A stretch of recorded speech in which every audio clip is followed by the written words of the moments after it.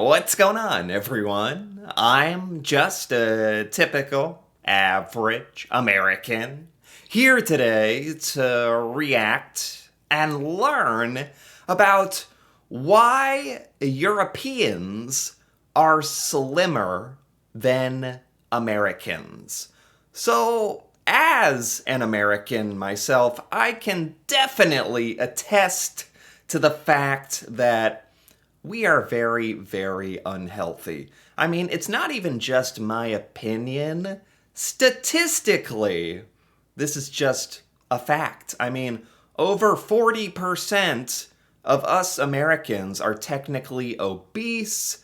I mean, it's become a stereotype of Americans that we're all large.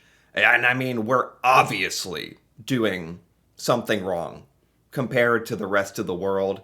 So today, I really want to take a look at this video by Smith Family Travels, where she is going to talk about all of her observations on why Europeans are so much healthier than Americans.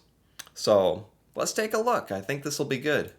We've been to quite a few European countries like Greece and Spain and Portugal and France, and we've noticed that the average North American is much bigger than the average European. We kind of knew that Europeans have supposedly much healthier lifestyle than the average North Americans, but it became really apparent to us when we were actually traveling to these places. Really? I almost feel like this is something that as Americans we don't even notice living in America. Like, you do see a lot of people who look very, very unhealthy, who are clearly having health problems for a variety of reasons, and it shows up most apparent in your weight if you're very unhealthy in that way. And it's just so normal here in the United States. You really stop even thinking about it. But I think what she is saying is when Americans travel to Europe and look around and everyone looks so fit and healthy, it's like, whoa, I didn't even realize that how normalized and accepted being unhealthy is in the United States. So it sounds like she had a really eye-opening experience, like traveling in Europe. So I'm sure that there are many other scientific factors that might contribute to the reasons why, the average European looks healthier or slimmer than the average North American, but I'm just going to talk about our observances as we travel. One of the major things we notice is that they walk everywhere. They walk to school, they walk to work, they walk to church, they walk to the grocery store, to the cafes. And we live in the suburbs in Canada, and so we don't. Oh, she's from Canada. Okay, that's why she's saying North Americans. But honestly, Canada is not known. It's in North America for sure. And maybe they also have some health problems as well with their population. But I think America kind of sits at the top of the mountain because a lot of our population looks like mountains. Okay, bad joke. But for me, I'm going to really relate this to the United States because I think the United States is the one that's stereotypically known for having the most unhealthy people, even though maybe there's health issues in Canada as well. That's interesting. Walking makes so much sense why just something as simple as that makes so much of a difference. And again, maybe this is the theme of the video. It's just something that is normalized here in America that we don't even notice. We don't walk places. As a matter of fact, it's almost considered strange to walk places. And that's really bad when you think about it. That's terrible. Like, our infrastructure is built to drive places. And when I'm driving to different places that are so close to my home, and I see someone walking on a road, sure, maybe you're walking around the neighborhood for exercise. That's normal. But if someone's walking on a road or a highway, or I will think, man, that's strange. What are they doing? And that's just so bad. That's such a bad mentality. And I think so many Americans have that. Yeah, if we just all walked more, if walking was more normalized, if walking was expected, just something as simple as that could make such a huge difference. We have become so sedentary. Yeah, that's a huge one. It's so simple. Don't do a lot of walking. We hop in the vehicle and we go grocery shopping and we go to work and we drive the kids to school. There's a lot less walking in, I would say, the average city in North America than the average city in Europe. I remember when Patrick and I went to Paris by ourselves, so no kids, and we checked into the hotel. We asked the hotel clerk if we could walk to the Eiffel Tower from the hotel, and he said, sure. It's about a 10-minute walk. And we're like, okay, that's doable. So we get the directions to the Eiffel Tower. We're walking and we're walking and we're walking. And we don't see the Eiffel Tower in 10 minutes or 15 minutes. But we are following his directions. So, we stop somebody on the street. We ask, are we in the right direction to go to the Eiffel Tower? And they say, oh, yes, just, it's just a 5-minute walk. And then, they just assured us that we're on the right path. And sure enough, it took us maybe 25 minutes to get to the Eiffel Tower. Now, we're pretty quick walkers, Oh, man. I was about to say, for a lot of Americans, once you hit the 10 or 15 minutes walk, that is definitely the point where most Americans would be like, why don't we just drive? And it sounds like in Europe, her example was in Paris. Europeans think so little of walking 10 minutes that it actually was a 25-minute walk. It's just that the Europeans she spoke to were like, 20-minute walk, 10-minute walk. Yeah, it's something. What's the difference? Something like that. Whereas for Americans, it's like, whoa, like, hey, you said it was 10 minutes. This is 20. It's like it's a huge deal. It's like we're going to die. And it's like, that's such a big difference in the thinking, the mindset of walking. It's like torture for Americans. Whereas for Europeans, it's like, 20 minutes, whatever. That's really impressive and obviously great for your health. We're not slow walkers, and we didn't have the kids with us to slow us down or anything, and we didn't get lost. But the 10-minute walk turned into a 20 to 25-minute walk. Wow. And we've had this happen to us in other cities as well, where, you ask somebody where the Louvre is, and they're like, oh, it's just 15-minute walk. And it turns into a half-an-hour walk. So my advice to you is, if you're visiting a European city and anyone tells you that it's a 5, 10, 15-minute walk, just double that time. What? Because what is the reason for this? Is it because for Europeans there's not much difference between 10 and 20 minutes for walking? Or is it that Europeans are walking way, way faster and you're actually getting there in 10 minutes?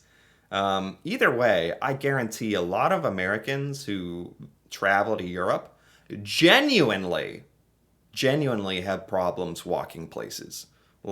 Actually, cardiovascular wise, can't do it. Probably have to stop and rest, really. Their 10-minute walk is not our 10-minute walk. That's based on our experience. Walking is such a part of their lifestyle that they can't seem to imagine why you would take a bus or take a car when you can just walk easily somewhere. So last year we were in Florence. Really? And we had seen all the beautiful basilicas and duomos, and we were ready to go home. So I went into a store and I asked one of the employees there where the nearest bus stop was. So he asked me where our Airbnb apartment was. So I told him around, which area it is. And he said, oh, it's just a 10-minute walk. He goes, it's easy to get to. And I said, no, we want to take the bus. Can you tell me where the bus stop is? Oh, it's like, if you're not European, you're like having an argument. I want to take the bus. I don't want to walk. And Europeans are like, why don't you just walk? Like, come on, you lazy sack of crap. Just walk. It's nothing. And us North Americans are like, no, No. Can I? I just need the bus, please. And he looked at me like I had two heads, and he refused to tell me where the bus stop was. So I finally had to say, I have a 6-year-old, he's really tired, and we're traveling with my mother-in-law, and her knees are bothering her. And he's like, okay. The bus stop Okay. is, and then he directed us to the bus.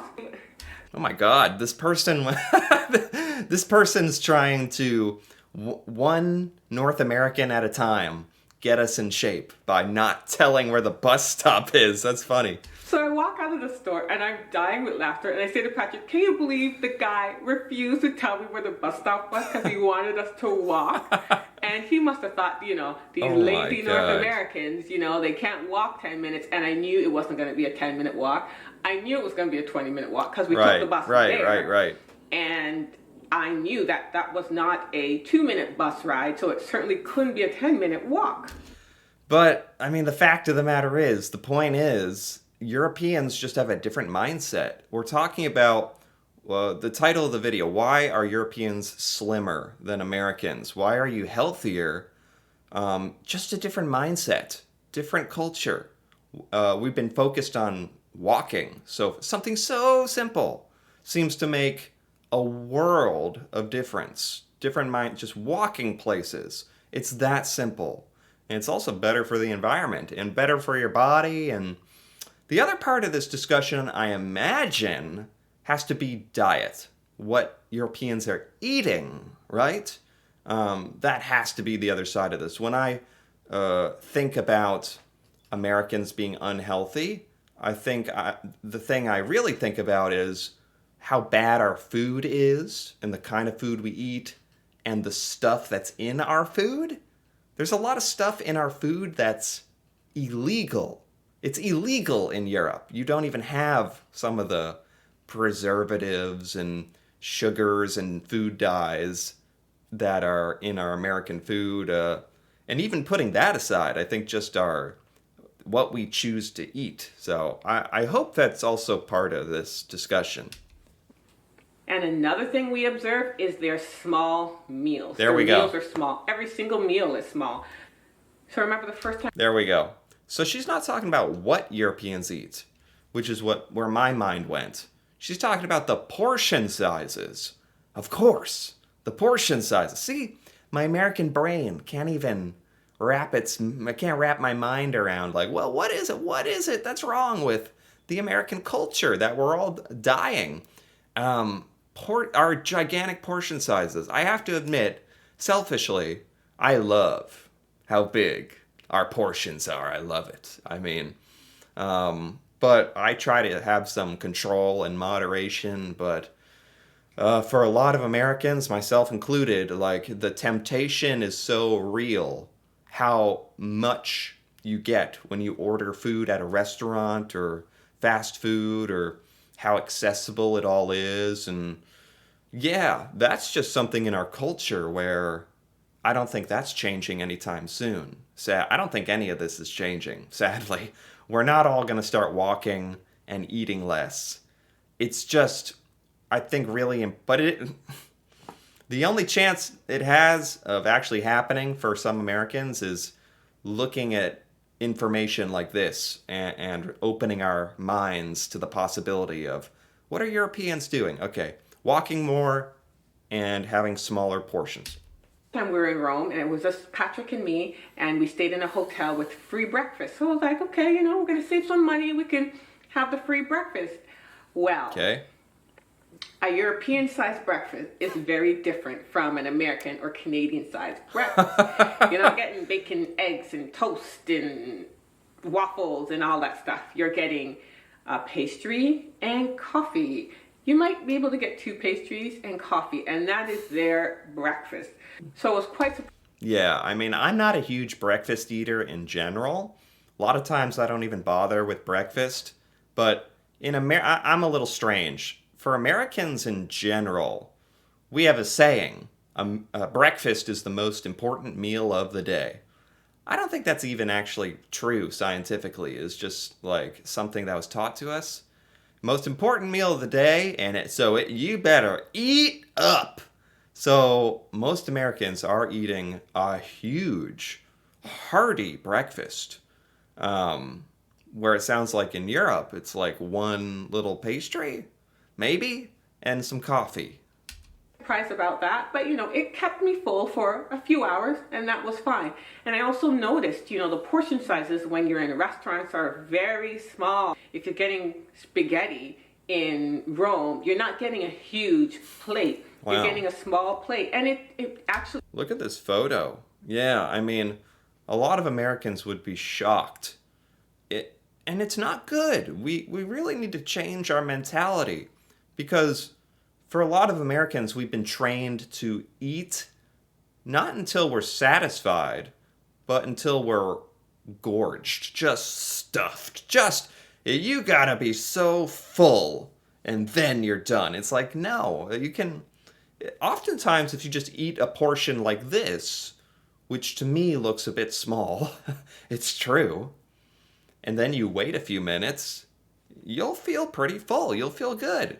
And you won't feel like disgusting and bloated and like, unfortunately, that feeling of being just stuffed and full as much as you can eat, that is what a lot of Americans think is what you should feel after every meal, which is not right.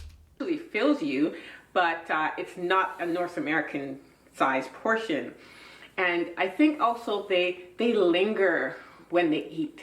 They sit down in a restaurant, they sit there for a couple of hours, they enjoy the food and they enjoy the company that they're with. And I've heard that if you eat slowly, you'll get the message that you're full, as opposed to eating quickly and eating too much and then feeling bloated. So take your time, relax. And they eat dinner much later than what we're used to. So I would say breakfast and lunch are usually about the same time as what we're used to. Sometimes lunch is much later than what we're used to. Breakfast is pretty much the same, but dinner. So breakfast around 8, 9 a.m. for most Americans. Lunch is at noon, 12 or 1 p.m. normally. Dinner for most Americans is 5 o'clock p.m., maybe 6. So in Europe, are we talking about 8 p.m.? That would be very, very late for most Americans, but maybe that keeps you more full, closer to your bedtime. Maybe there's some good strategy there. 8, 9 o'clock, I would say, is the average dinner time in many European cities. Wow. And, we eat dinner 9? between 6 and 6:30 at home. But then I have a bedtime snack around, I'd say 9:30, 10. Right. So I'm really eating 4 meals a day. I notice that when we're in Europe. Oh, don't even get started with the snacking. The American snacking, the snack foods. That could be a whole other video talking about snack. Don't get me started on snacks. Europe, and we're eating dinner 7, 8 o'clock at night, I definitely don't have a bedtime snack because I'm way too full. I've eaten my dinner much later, and so I'm actually eating less when I travel in Europe. I know I should try it at home, but I haven't done that yet. That makes sense. I really like my bedtime snack. This was just a quick video on why we think Europeans are a little slimmer than the average North American. Yeah, that was a good video. Really good video. I enjoyed her observations and her thoughts on this, and it's really valuable. I think more Americans need to hear this kind of stuff. So the main takeaways were mostly, why are Americans so overweight? Why are Europeans so much slimmer and healthier than Americans? Europeans walk. Walking is the norm, which in America, driving is the norm. That's one of the biggest ones, for sure. Then we got to the food, and we didn't even talk about what we're eating. I've heard in Europe you have a lot more natural ingredients, and the food quality is just better. And the chemicals and the stuff in the food is better. We didn't talk about that too much, but that's a whole other thing. The portion sizes are smaller in Europe. And if you live your whole life eating smaller portions, your body is going to adjust to that being normal. So Europeans, it's not like Europeans feel hungry and starving all the time.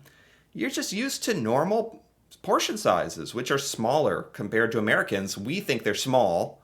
They're actually just normal, and ours are big. That's the mind shift, the mind frame shift that we need to have in America for sure. Good video, eye opening. Yeah, I feel like I'm going to be thinking about this. Like in regards to my own health, I think a lot of Americans could benefit from making these kinds of adjustments for sure. Not sure if that's going to happen on a large scale, but I enjoyed this. Anyway, if you enjoyed this as well, feel free to give this video a like or leave a comment with your thoughts on why Americans are so unhealthy or why Europeans are much healthier, lower weight, what you attribute to that. If you agree with these observations, that'd be great to hear about. And if you're interested in more videos like this, feel free to subscribe for more. And until then, thanks for watching and see you next time.